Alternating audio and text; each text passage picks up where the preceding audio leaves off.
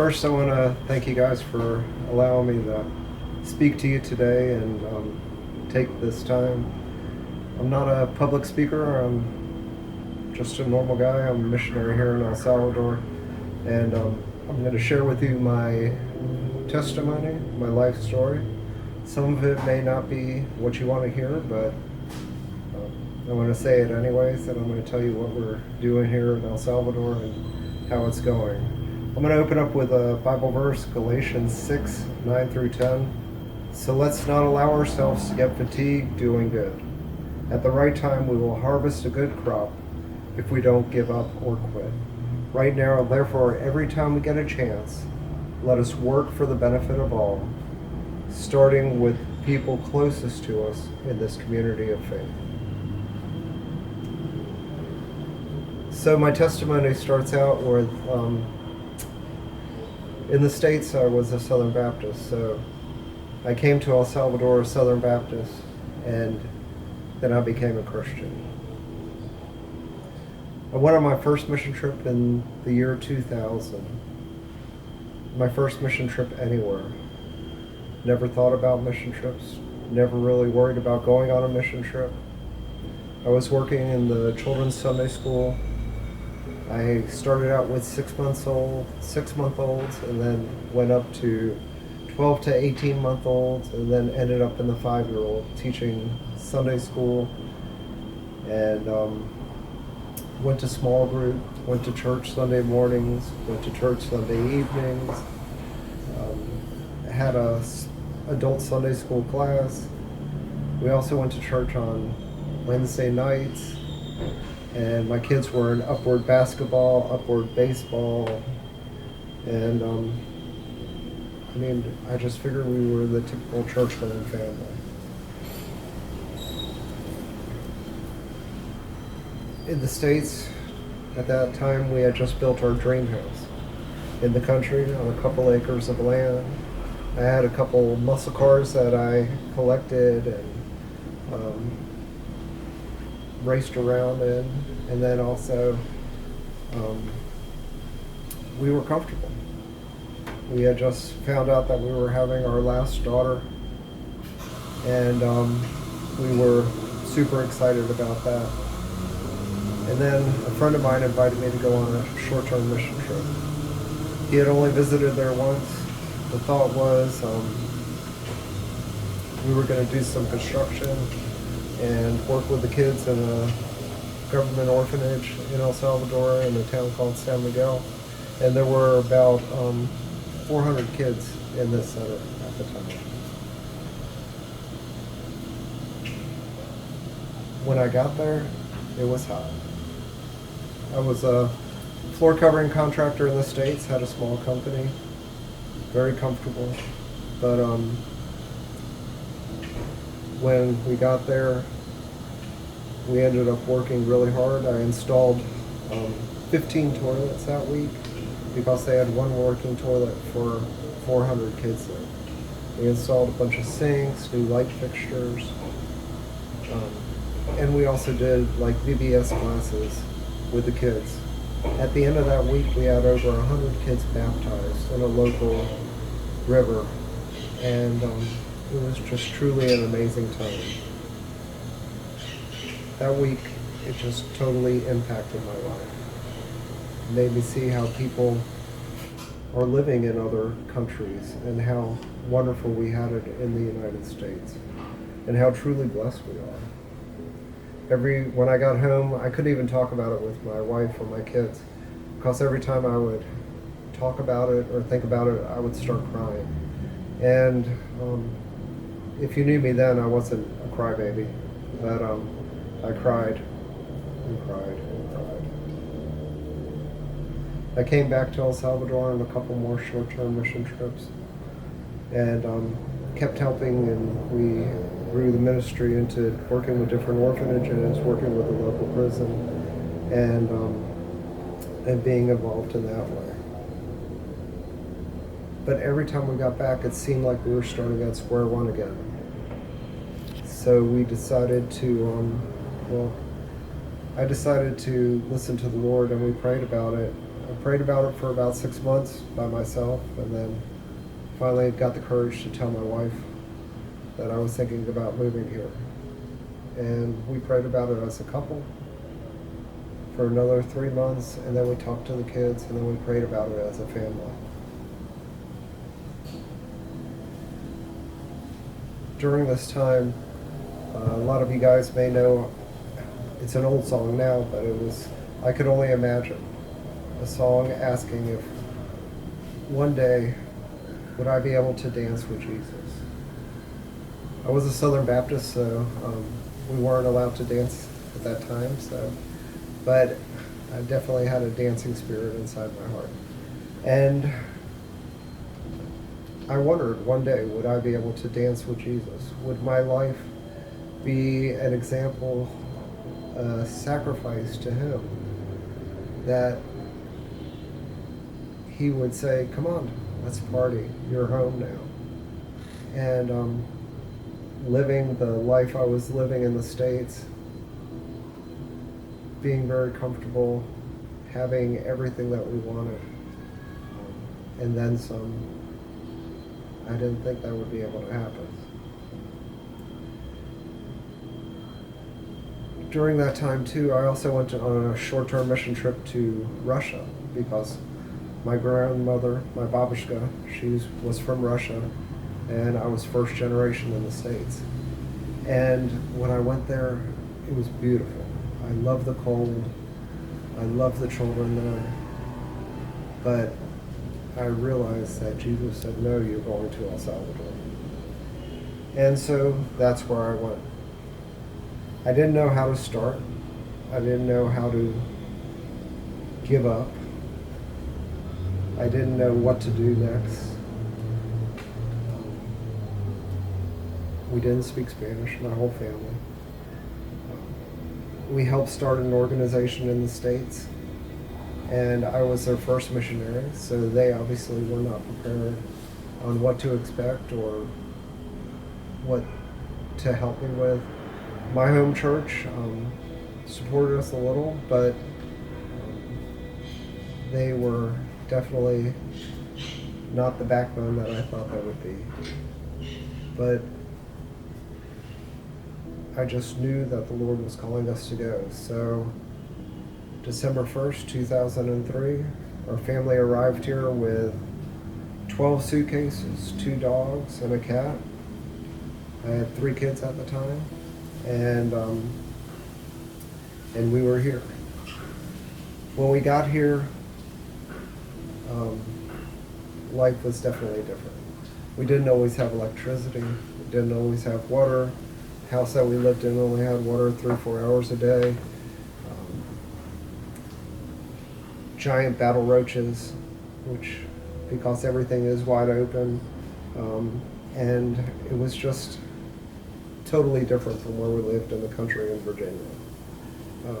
When we got here, our cars were shipped here. We were fighting with customs to get them through the border of Guatemala. Christmas Eve day, we went there to the border, and we ended up having to leave one of our cars there because they couldn't do the paperwork on 2 cars in one day. So we picked that up a little after New Year's.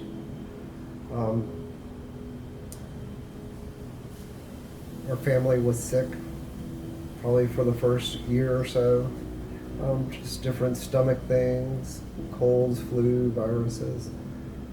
But it just at times seemed like it was too much.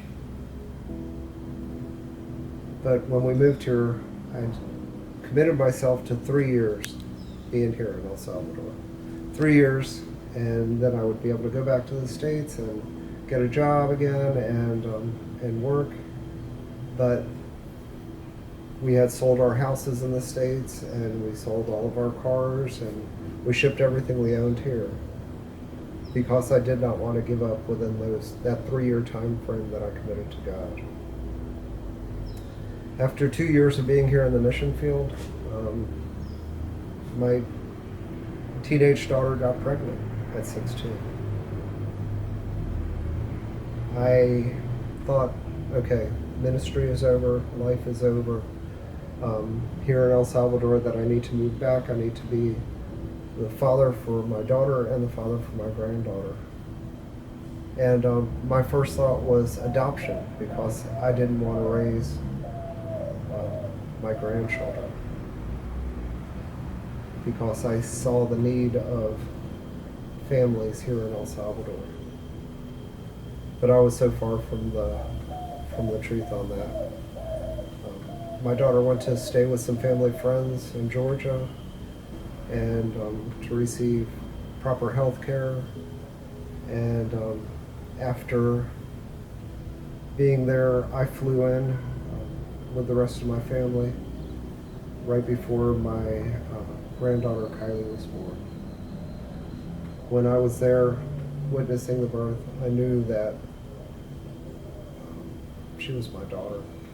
She was my granddaughter. She was the reason why God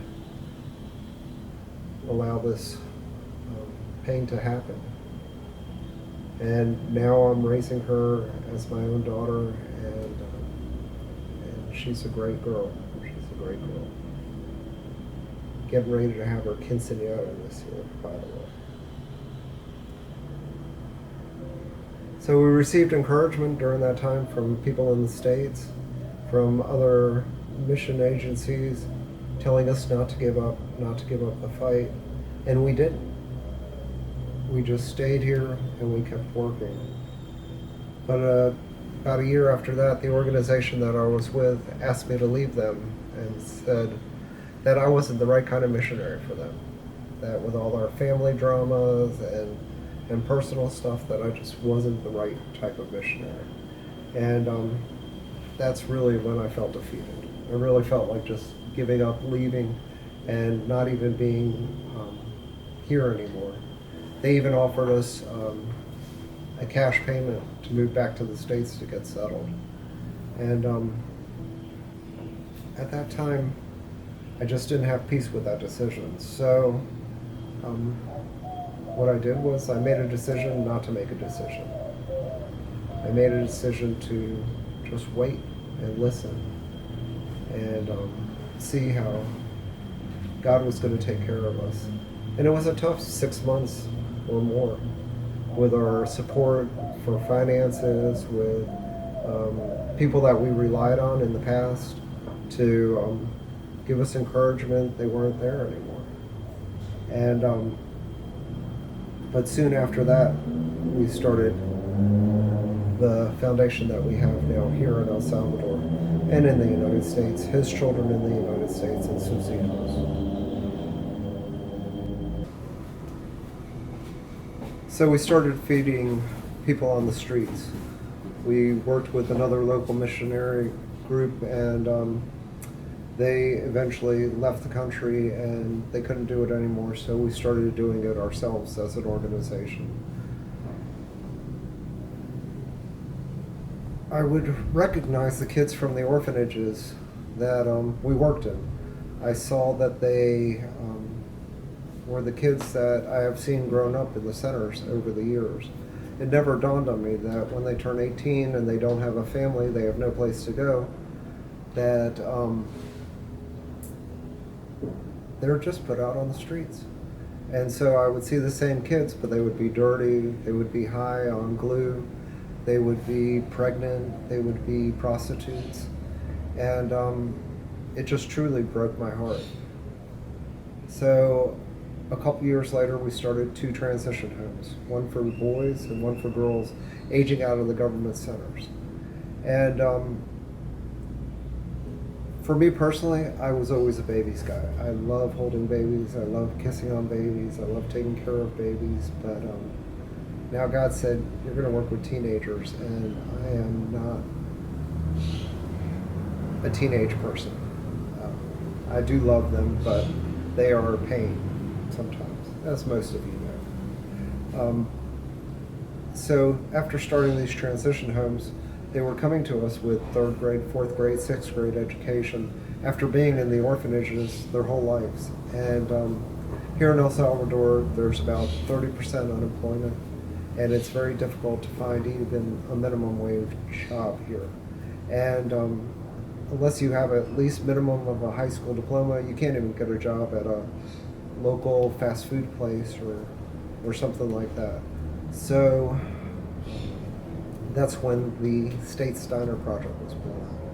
We were going to build a small restaurant just to give our kids in the transition homes a place to work at, and we were truly blessed by a generous donation, well, several generous donations, and we started the State Steiner restaurant. Since starting that project, we now have 2 States cafes in a local park here where we're partnering with the local government, and we have a bakery called the States Bakes, and we have another new restaurant we opened up the end of last year called the State Steiner Station. Right now we have over 53 employees. These are kids who have aged out of government and private orphanages, who have been in different government programs and can't find jobs anywhere. We give them training. It's a 2-year program. They get full paychecks, they pay taxes, they save money, they have to show up for interviews, they have to show up to work on time. We are teaching them how to live a normal life. And this project is truly a labor of love. We have way too many employees, but we're also raising up the next generation of kids here in El Salvador. A couple years ago also we started a hair training school called You're Someone Special Too that was also provided to us with donations from many different donors to start, and it's in the government Catholic Center here in San Salvador in the city. We have many different groups of kids training.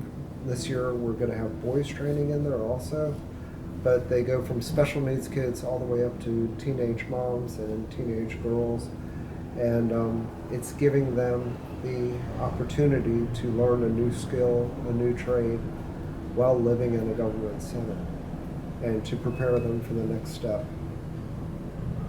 We have tons of short-term mission trips visit every year. We have lots of friends come back every year, and then we have a lot of new churches come back. This last year, because of the virus, we only had teams in January, February, March, and then we had another team in December and January this year. So, and this next summer is going to be a great summer because we have lots of old friends coming back. While the teams are here, they build homes for the families that we work with closely with government agencies. We feed communities, and which is giving them a basic bag of grains, rice, beans, flour, sugar, salt, many different things for them to sustain themselves for a week or more. And then also we feed the homeless on the streets, usually a couple times a week. So to wrap up, moving here, I thought I was going to be the closest with God. I thought this was going to be my me and God time. This has probably been the toughest time of my life. For me and my family, personally, we've gone through my teenage daughter getting pregnant. We've had cancer, but also we've had healing from cancer. My kids have struggled with depression, even suicide. My wife left me and divorced me after 29 years of marriage because she didn't want to live this life anymore, and she wanted to be free to date other people, and left me with the kids here. So we think that God is gonna, because I'm serving him, I'm doing this for him, I'm changing my life for him, that he's gonna take care of us. He has not let me go. He's definitely allowed me to struggle, allowed me to stumble many times, but I know that I'm his and that he's mine. He's here. And there's nothing that I can do to change that. And He's going to continue to take care of me, my family, take care of His ministry here in El Salvador, take care of all these many different projects we have going on. So that is what gives me hope for tomorrow. Right now, this is my home. Before, Virginia was my home. But I know that this is not my forever home, that my forever home is with Him in heaven. And one day, I'm going to be dancing with Him. I'm going to be dancing with Him. I'm going to be praising Him every day. And that's the only reason why I'm here today. Thank you.